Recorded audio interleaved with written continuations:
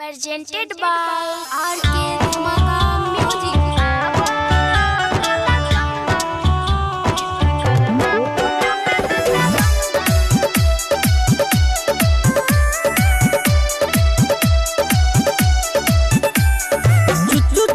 छुट्टा वाला हाथ में कमंडल, बाबा विश्वकर्मा के गावे सब मंगल।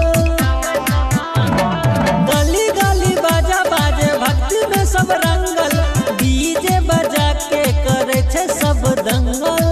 आबा काला चंदन, विश्वकर्मा पूजा में नाचा बंदन।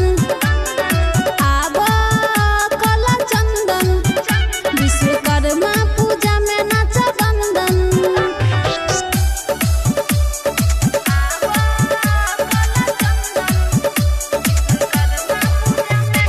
DJ Vikas Raja.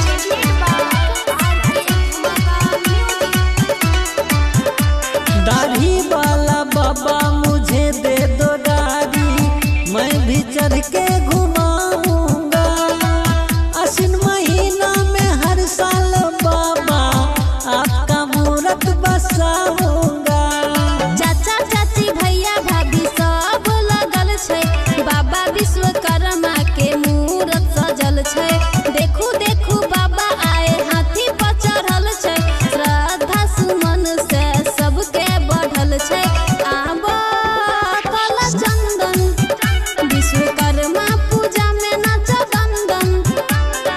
आबा काला चंदन, विश्वकर्मा पूजा में नाचा बंदन।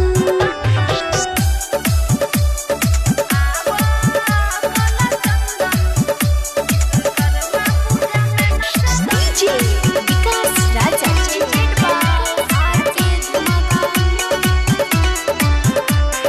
देवों का देव महादेव का मंदिर, आप ही ने